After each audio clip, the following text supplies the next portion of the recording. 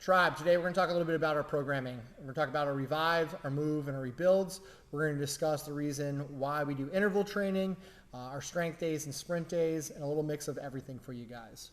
So let's get into it. We have our revive, which is just getting that freedom of movement to our body, trying to explore and see where it's at, turn some muscles on nice and slow, methodical, more of that play of our body. Yeah. Then we have our move, which is our more cardio and strength-based programming, which is your bread and butter.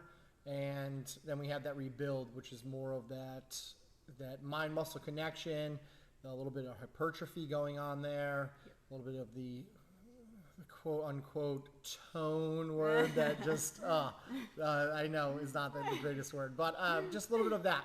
But when we dive a little bit deeper into it, how do you go about programming the moves? Like, how do you go about, and why do we go about the way that we do all of our programming? Like our moves, for instance, we'll go there. So for the move, usually I'll kind of base it on structures of the workout. So I try and have two basically straight through moving workouts. So no rest in between, just continuous movement.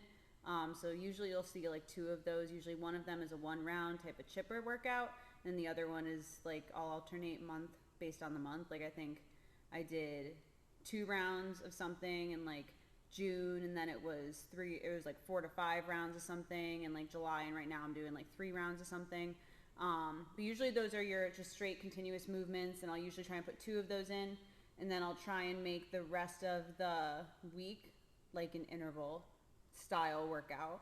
There's a few different ways that you can go about doing intervals. You can do like you'll see a lot 4 minutes on, 2 minutes off, or 3 minutes on, 1 minute off, something like that. That's a way that we can go about interval workouts.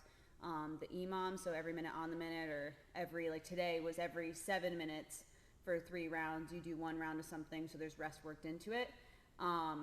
Or like occasionally you'll see a 5 rounds for individual times and then rest like 2 minutes after each one. But usually I'll do like 2 straight through moving workouts, and then the other ones are some type of interval workout.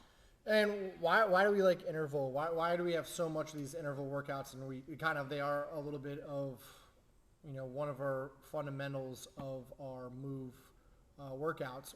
What's so good about those intervals? Why do we put those rests in there all the time? So the intervals are really, really good for increasing your cardio capacity and really making those adaptations just for your aerobic, anaerobic capacity, and really improving how long you can stay moving. If you can move at a fast pace, get that heart rate spiked really, really high, and then bring it back down, you can probably stay moving at a more moderate pace. But I really like the intervals because, one, like I said, you can get the heart rate spiked really, really high, way out of your comfort zone than you would normally get it to be in a continuous moving workout. Have those minute or two to focus on your breathing, really try and slow down the heart rate, and then in that point too, you can kind of practice your breathing that we talk about a lot in class, and then again, spike it back up, bring it back down. And I like the intervals a lot too because it creates more of like an internal competition too. So that's why sometimes you'll hear me say like grab a board so you can write down what time you get so you have something to try and beat. Personally, I love interval workouts because for me, I work out alone a lot, and then in class, like everyone's just so different too. And sometimes it's not a great way to measure yourself seeing the person next to you and try and go and do what they're doing. And everyone scales things so differently. So if you can grab a board and write down your first time, all right, cool, that's the time you want to try and beat. And a lot of times you'll end up pushing harder because you'll be like, I can't let myself fall off of that. I have to go faster. I have to make sure that I get this time. Or you know what? I think I can push faster next time. And I like that it creates that internal competition and gets you to push more for yourself. Yeah, and with those interval workouts, what I'm a big fan of too is anyone can do anything once, right? Mm-hmm. So when we're just doing like a 1 rounder or something like that, you're going through it once, you're like, yeah, you can give it your all, and then you just lay on the ground, and or you allow that it's going to be over. When you're forced to put in an effort for a short period of time, rest, and then repeat it, starts building that mental toughness. It starts being like, especially if you're doing a couple rounds, like, man, I got to do this again. Yeah. I got to do this again. And if you didn't have the accountability of, being in a group class or the coaches, a lot of times we don't do those extra intervals, but being able to push ourselves that a little, like you said, we're able to push ourselves harder for a shorter period of time. and it allows us to our body to adapt. It helps build our VO2, our muscle endurance. It helps up our metabolism. So it's going to burn fat for longer. But in general, if I look at something and I'm like, man, I only got to work for 4 minutes, I can go hard. When I look at something and I'm like, oh, today's a 18-minute workout, you're like, all right, well, I better start off slow because this is a long workout. And so I'd rather do 3 4-minute workouts. So I'm working for 12 minutes with built-in rest there versus just a 12-minute straight through. And it just kind of allows you to recoup and also prevent the fatigue of the muscles of the breakdown I was too. just gonna say that too. So if you're doing a workout straight through and you're doing sets of like 10 pull-ups, and this is a continuous like 15-minute workout, you're gonna end up breaking up your pull-ups a lot probably toward the end, maybe into sets of 2 or 3. If you have like a 4-minute on, 2-minute off structure, you might be able to go and maintain either unbroken sets or maintain like a 5 and 5 or 6 and 4 or something across. So it just gets you to push a little bit more. You have that time to recover, so then you can again try and push those bigger sets. Yeah, and especially if you get to that point where we have that muscle fatigue that truly kicks in, where you have push-ups is a good example of that, and I'm it's probably one of my weakest movements hands down. We have push-ups and we're knocking out 12 of them. Those first couple minutes, it goes really well. And then towards my 10th minute in, not even, probably, let's be realistic, not even, like 6 minutes in, I'm dropping down to triplets, to doubles, and almost to singles. So for me to do 5 push-ups, it's taking me 30 seconds.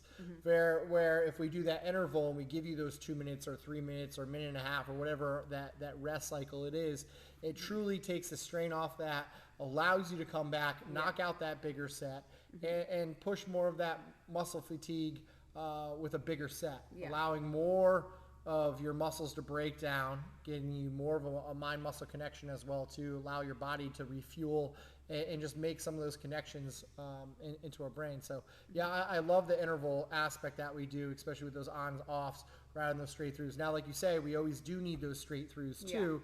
We need some of those ones. I like those. We used to call them like courage workouts.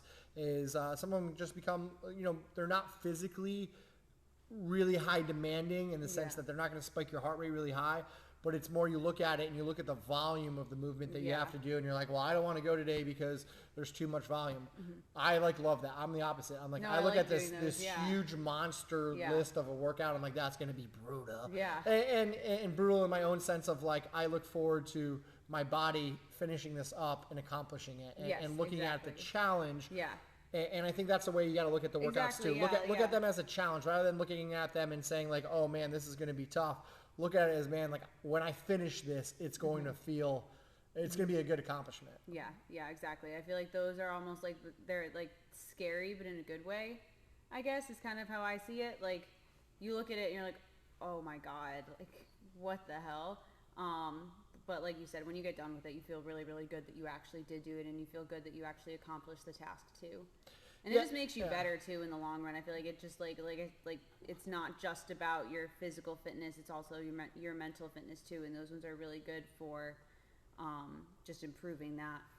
Yeah, because in the grand scheme of it, if your fitness, if you're doing everything you can and you're pushing yourself, right past that limit that you can, and you feel like you're doing everything right and you're not seeing the results, we always talk about this, that fitness is a full aspect. There is the entire mindset side, the mental fitness aspect, there's the physical fitness aspect, and there's the nutritional aspect of that, are just 3 of the biggest components. And if one of those things is really lacking, it's going to show up in the other portions of that. And we haven't even touched the final aspect of sleep, which I like to tie more in with nutrition of the body, because it's that recovery of the brain. It's tied into that. It's tied into every one of them. That this sleep is needed.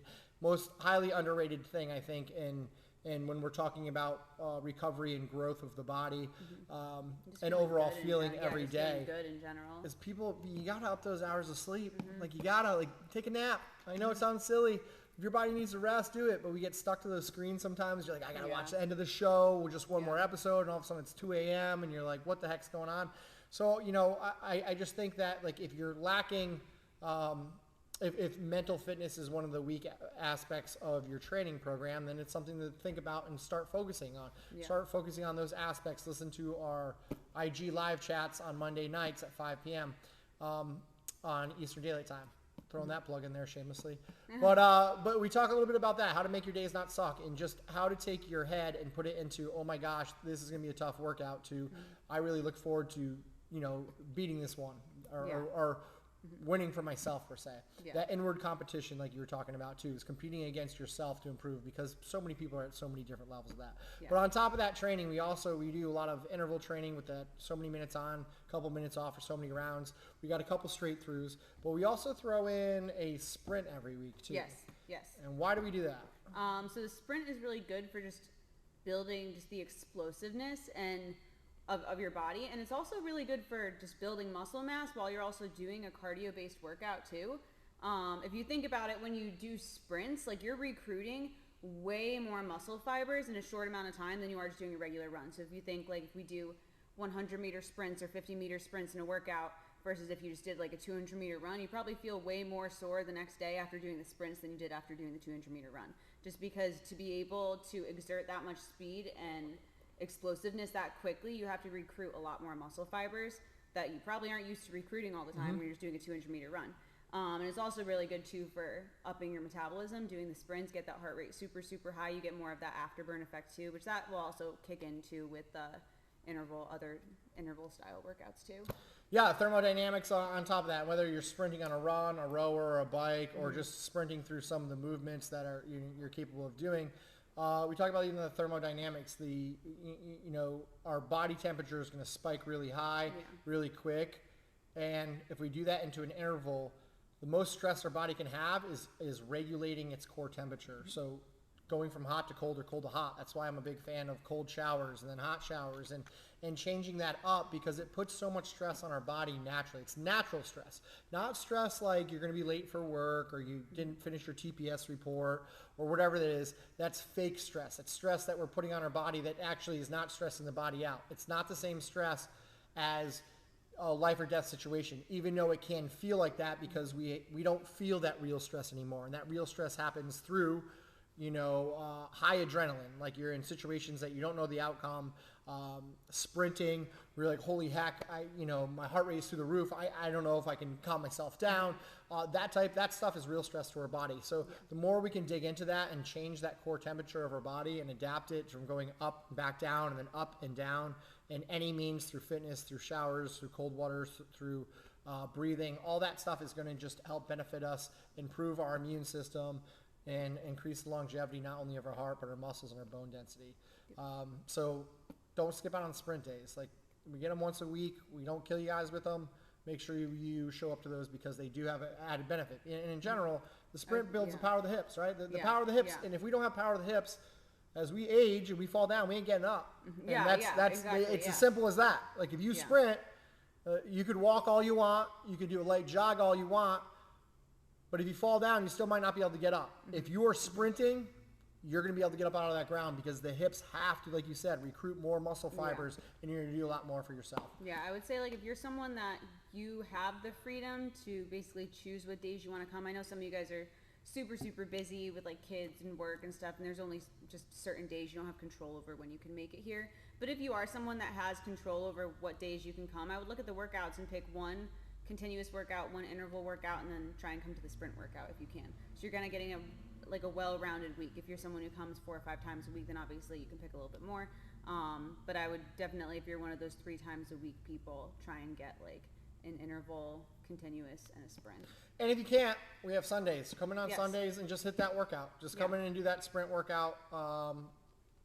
One of us is obviously always here to come and just yell at you to make sure you get going. Yell in a positive way. And then also what we try to do is we throw in a strength day. And we've been bringing that back too. Getting everyone on their baseline and on those moves. We're bringing in that strength day. We're trying to get a little bit heavier with those weights. We need that weight. We need to build that weight up. And the biggest thing is that we're moving without pain. Obviously, that's what we're pushing, and I think everyone says that. We want to move without pain. But but at the same time, yes, that's exactly what we're trying to do. Teach you the ways to move without pain first. But we need that heavy strain because it causes a stress on our body. It causes a stress on our muscles. Just like sprinting does, it stresses out our heart, which is good to grow. That strength is going to stress out a lot of our muscles, and it's probably one of the best things to build your core strength up, which people don't even look at. We're doing squats, you're doing like front squats, or you're doing just in general a dumbbell squat, goblet squat. People don't realize that how much core work is going into that, and you don't have to sit there and do sit-ups all day long. I think you guys all know that by now because we do so much stuff for the core, but loading that weight on our body is just really good. Yeah, and you'll see the strength workouts kind of come out in different ways. So a lot of times if there's a strength workout, sometimes it's like in an interval format. Yep. Sometimes it'll be before the Metcon. So we'll maybe do some type of EMOM beforehand, have you build to a heavy weight of something, and then drop the weight down and then do a cardio-based workout. But there's a lot of ways that we can go about building strength. You can do a heavy lift, build to a heavy set of 2 or 3, or we can also tempo that movement too and add in like a 3-second eccentric down or like 5-second down, hold at the bottom, something like that. I think we did like tempo front squats or something, build to a heavy set of 6. This was probably like 3 or 4 weeks ago that we did this, but there's a lot of different ways that you can go about building strength without having to pull a bar from the rack or something. You can do it with a tempo. And I do a lot of tempo work in my strength work. Yeah, honestly, hands down, tempo work for me, especially if you're not a seasoned, a person who's been in the gym in a long time. Tempo work and time under tension is the most valuable training, I believe, and one of our philosophies here at Primal Path. We're not taking bars from the rack anymore like when we were years ago. We don't do any of that training from the rack because if you can't pick that weight up off the ground and bring it onto your shoulders, we don't want you squatting with that weight. Because if you don't have the experience of your position and knowing where your body's at, that's when the knees and hips and backs and shoulders, and you're trying to force to get a number rather than get that feeling in the body. Yeah. And like you're talking about, we kind of go in waves, so we'll build a little bit of tempo work, and then you'll be like, hey, we're doing, get some heavy deadlifts today for 6, something that you can only do 6 when fresh.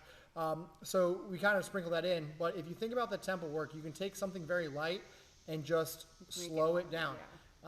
If you have an issue with, say I have a back issue and I want to squat, but I can't squat with a barbell or a heavy load, I say you can grab a 5 or 10, 15, or even a 20-pound dumbbell or kettlebell and just do a 30-second squat. Spend 15 seconds down, getting all the way down, and 15 seconds coming all the way up. Now, we don't do that much time in class. We'll do anywhere from 2 seconds to 5 seconds. But even in that time period, if you haven't done tempo, that lights you up. Yeah, and the good thing, too, is the tempo work will build your position in a movement where sometimes, or a lot of the time, really, when we're getting pain in a movement, it's our position that's causing us pain.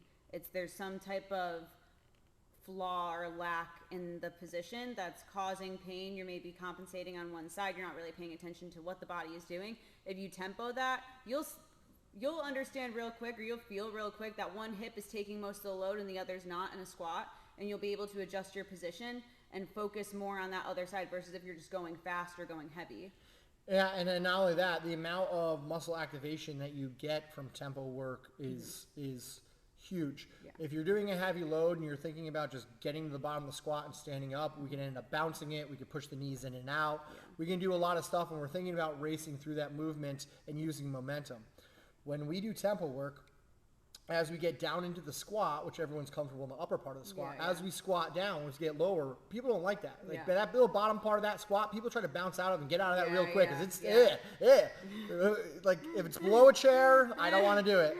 But if we slow that down and we get below there, and you'll start lighting up some muscles and all those muscle fibers that you haven't felt anymore. And in reality, squatting lighter with tempo will ultimately lead you to lifting heavier with weight. Yes. And that is absolutely huge. You don't even need to be back squatting. Like if you wanted to back squat heavy, you don't even need to back squat heavy. You do tempo training at a lighter weight, and then just go and try and hit a PR, which you don't. Actually, no. Now that you're saying that, that's interesting because the cycle that I just had for my programming, we did a 1 rep max front squat, and then we literally have not built to a heavy. Everything that we've done is tempo work. literally everything that we've done since we found that 1 rep max has been tempo work. Find like 3 sets of 8 with a 3-3-x1, 3 second down, 3 second pause, explode up tempo, and that's how we're building our strength for this cycle, which is really cool because like it works. And it was the same thing that I told you when we were doing. Well, even that, I told you like a couple years ago too. I was like, "Oh, your back hurts? Well, let's do some tempo work, Nadine. Do a 30-second squat." And you're like, "All right." But I even tried thinking like I tried to not deadlift more than 225 pounds for like an entire year. Yeah. And then but I did tempo work and I kept it light. I did high volume and time under tension, and then I still squatted over double that, deadlifted, not squatted, over deadlifted over double that when I tried it without really any prep. And people always forget that. Everyone thinks that because the only way to get better at a squat is to do a squat. Like the only way to get better at your position of the squat is to do a squat. Yeah. The only way, but it's not the only way to get stronger at a squat is by doing a squat. I would do a lot of unilateral work, which obviously you guys can see in our rebuilds and especially in our revives. There's a lot of unilateral work, working on one leg, working on one arm, building that balance and the proprioception of our body, on being aware of where is in time and space. And a good little test that you could always try is if you're like, I feel like I have a good balance.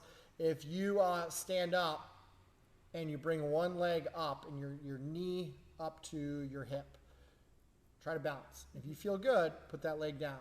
Now close your eyes and lift that one leg up. What you might find is that your entire balance is thrown off because we're not aware of where our body is in space because we're so tied to the visual aspect of that. So even doing movements without any weight of just closing the eyes and trying to find out where your body is, it's going to start building the other senses as well too, because we use our eyes so much to determine where we're at, but we need to tie into more of those senses. And some of those other senses are exactly what we're trying to build, those muscles. Take the eyes off of the training, get the muscles back into the training, let the brain do the work and build that mind-muscle connection. Yep. Let's just touch base, like our revives, obviously, for if you're in class, you kind of see what we're doing, and that's a lot of my pride and joy is the revives and just trying to create movement that doesn't necessarily mimic what Coach Nadine or myself are doing and demonstrating. It's more of where is your body allowed to go? Where's that play? Like today we had hanging twists in play. Yeah. So we just get you on a bar and you're hanging there, and then what we try to do is just start rotating and being sloppy with the lower half of the body and just letting it flop everywhere. And what you're gonna find is you're like, oh, that feels a little tight. That feels a little bit tight. And we're seeing that we can find tension into the body that we didn't know we were about because we're so stuck in the same movements that we're doing on our day-to-day basis, especially if it's going to work, we're doing the same thing, coming home. And that's the whole point of our revive, is just to give you guys a little bit of time to play around, to try and explore and do things that you don't do, you probably haven't done, so you don't really know whether you're good or bad at them. And when you find out, you're like, no, I'm better than I thought at this. Or you're like, wow, like, I thought I was going to do really good at this. I thought that was going to be easy, but nope. Yeah. Not really. Yeah. And we also have our rebuilds, obviously, which we try to tackle and make sure we get almost every muscle in the system. Yeah, just small muscle group things that you don't get in the moves. A lot of times with the moves, we'll be working more of larger muscle groups. And then with the rebuild, we focus more on small little muscle groups that kind of strengthen those big muscle groups or help you get stronger in those movements that we're doing in the move. Yeah, so we're talking about building your arches or your feet. We're talking about calf muscles. We're talking about biceps. We're talking about triceps, entire shoulder capsules, all the little muscles, teres minors, serratus anteriors. We also tackle the lats and the big muscles too, but specifically that muscle. So we're not using compound movements where we're doing like legs and upper body. We'll target, hey, this is directly for the lats, single arm for the lats. So we're trying to just make sure that we get more blood flow in there, more of that muscle breakdown, help build that mind-muscle connection with that. And then in general, like you notice that our revives, going back to revives real quick, there are a lot of core work. It's a lot of core work that we're doing and getting our body in there too. So we attack that core a lot, and the revive, get that movement in there. Then we have our moves, the cardio and strength based of all different aspects, and then finish it up with our rebuilds to target specific muscles that we see that build it in balance. Like you could be really good at a movement, but if you don't have strong calves, that squat is going to still be lacking. You're not going to get that knee over the toe in the bottom of that squat. Your depth of your squat might be limited. So targeting and turning on those muscles is what's really important too. You know, we always talk about stretching muscles when we feel tension, and our philosophy is different. Rather than sitting and stretch, we want to activate. We want to turn those muscles on. Usually a long muscle or stretch muscle or a tight muscle is a long muscle. And if we try to create tension on a long muscle that's already long, it's going to feel weak. Yeah, It's yeah. going to feel hard. It can create that Charlie horse in there. I look like a rubber band. If we pull a rubber band apart and then we try to put tension on it, it's going to either break or not give much. If it's too close together and it's too loose, we can't build any tension on. And then we got to find that little in between where we have that muscle or we have that rubber band and it's enough tension that we could use it without causing pain in our body, and our muscles are the same. If they're too long, we need to try and turn them on and strengthen them. We're trying to shorten the really long muscles. So those tight hamstrings that you have, they're tight because they're too long. And the hip is up front, like especially the psoas, is creased and it's short. So your hip flexor is really strong, but your hamstrings are not. So you're trying to sit and roll out your hamstring because they're tight, but they're actually tight because they're weak, not because they're so strong and then you used them. So using very light body weight and more of isometric contractions of sitting and holding the muscle, that is turning that muscle on. It's going to shorten it and trying to shorten it, which is going to strengthen it, which is then going to fix your hip position, which is going to open up the front side of your hip, which now we're trying to build the balance, because for every muscle that is tight, you're going to have a muscle that is loose.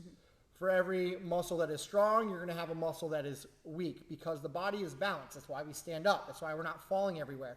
So we have to start looking at stop trying to stretch everything. We're trying to activate it, and that's a lot with the revives. That slow movement, feel the position, get those muscles working, and even in our rebuilds too, is just get that stuff going on.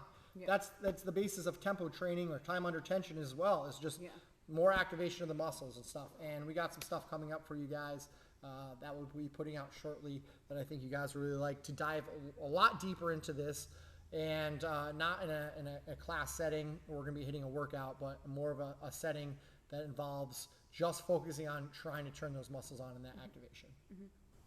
If you guys got any questions on anything we do, always feel free to hit us up. Make sure that you subscribe to our channel, like us, follow us, do all that cool stuff for us, because it helps us out, get our word out, and it also makes us continue to make these good videos.